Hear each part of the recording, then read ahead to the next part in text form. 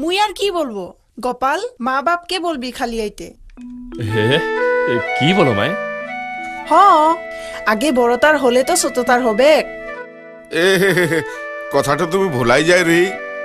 আচ্ছা গোপাল তোদের শাদিটা কখন রে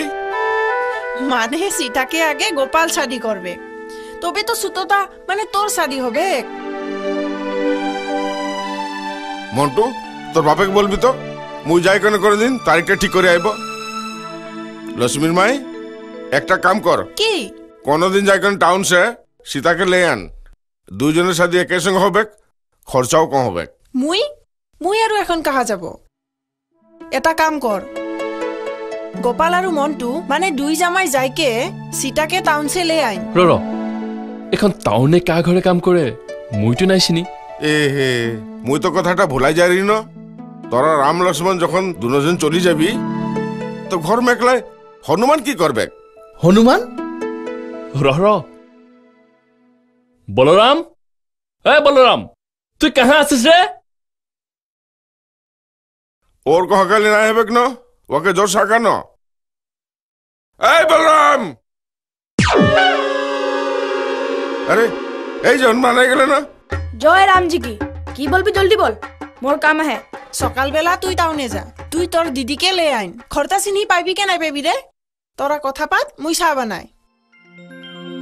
কেনে নাই বাবু আর কি কাম আছে বল দেখ দেখ এটা কোন চিনি পাইলি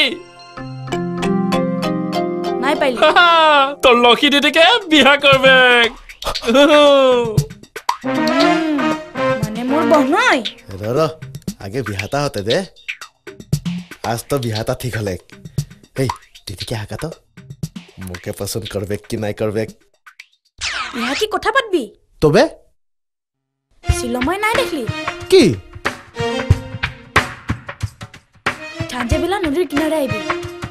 মুই দিদিকে যাতে বলবো বারে হনুমান তবে নদীর কিনারে কথা বলবো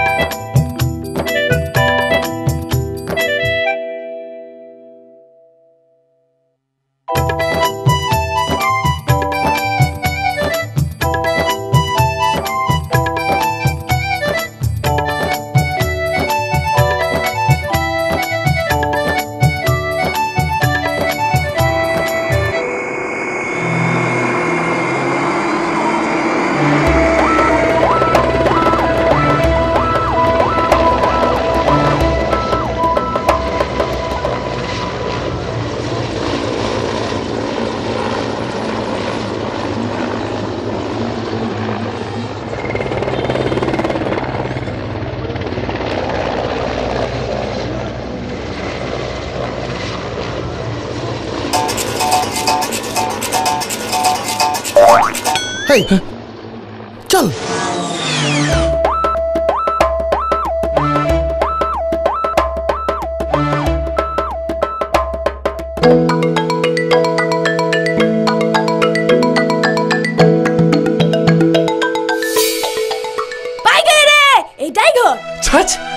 এই যে দেখ ইহা মোর নাম লিখা আছে আসবার সময় সীতা দিদি বলতে রহে কি কখন এলে এই নামটা দেখবি আরে তুই তো একদম সীতা রাবণ রকম কইলি রে আরে এখন মানুষ ডাক চল চল চল চল চল চল চল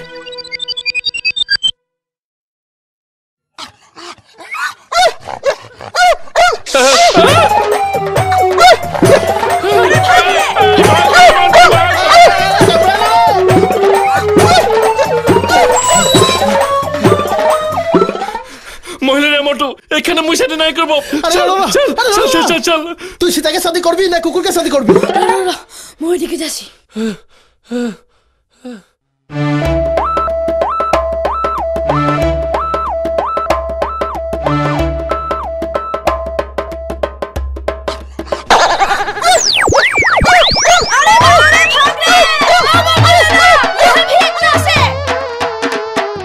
কি হলো গে বলরাম ওদিকে ভেকটা এখন কি করবি ওই কি হল ইয়াত এনেকৈ ঝুমাঝুমিখন কৰি আছ যে কি হল একটা ছোৱালী বিচাৰিছো ঐ ইয়াত এনেকৈ তই কৰ ছোৱালী বিচাৰিছ ইয়াৰ বহিন ধুনীয়া হেৰৌ ছোৱালী মানুহ মই বেয়া নেদেখোৱেই কি নাম সীতা ইয়াতে কাৰো ঘৰত কাম কৰিছিল অহ তাকেই ক ঐ তাই কেতিয়া ক'ত পাবি ভাল মানুহৰ লগত বাহিৰত থৈ গলি দেই মানে ঐ মোৰ এই দোকানখনতে তাৰ বাকী কিমান জান ২৬৪৭ টকা এতিয়া